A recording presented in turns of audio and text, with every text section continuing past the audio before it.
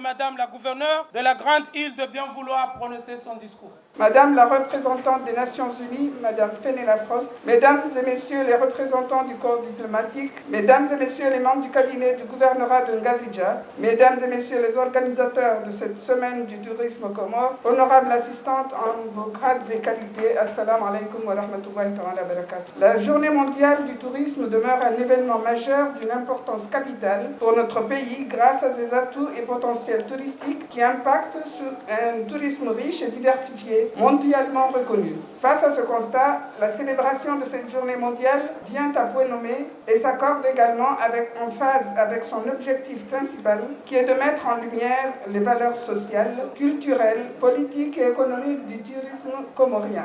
Comme je le disais tout à l'heure, Madame la Première Dame est bien arrivée. Soyez la bienvenue parmi nous, Madame la Première Dame.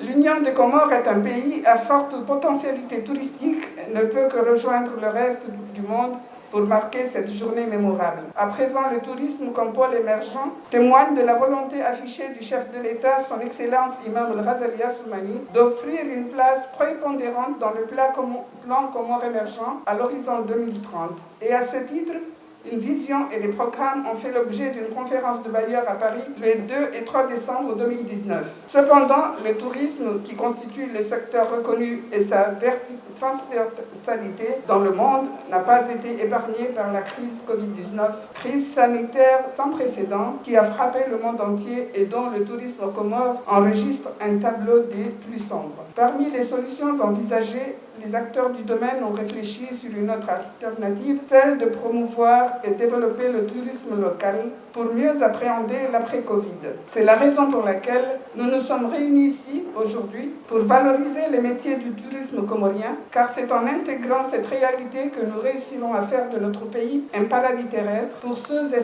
celles qui veulent que nous viennent d'ailleurs et un pays où il fait bon vivre dans un cadre amélioré des conditions de vie. C'est la raison pour laquelle l'île autonome de Ngazidja s'aligne avec la vision du chef de l'État qui est l'émergence à l'horizon 2030. Nous, autorités politiques du pays, sommes conscients et prenons acte de l'importance primordiale accordée au tourisme comorien, socle pour le développement durable de l'économie locale, et que les acteurs sont prêts à s'investir davantage dans la dynamique qui émerge. Je remercie infiniment le programme de cadre intégré et renforcé dans son appui pour la promotion du tourisme national et rural. Les remerciements vont également à l'ambassade de Chine qui ne ménage aucun effort pour le développement multisectoriel. Je formule mes vœux les plus ardents que cette semaine dédiée à la promotion du tourisme local au profit du peuple comorien soit une réussite pour nous tous. Je vous remercie, mesdames et messieurs.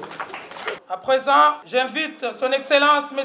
Roumedim Saïdié, à bien vouloir prononcer son discours et ouvrir l'événement au nom du Président de la République, son Excellence, M.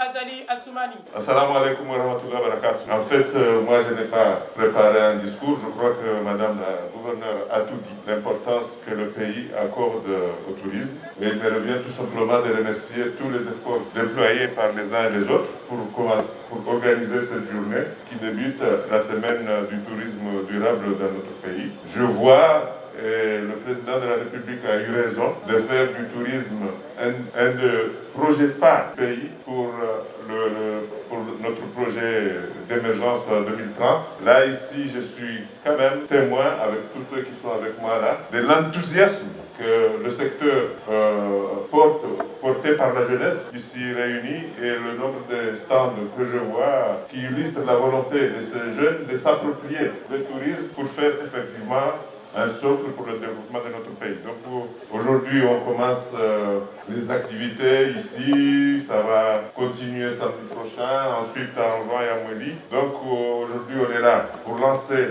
la semaine, mais le discours viendra le samedi où on se prononcera un peu plus profondément. Donc il n'y a pas beaucoup de choses à dire.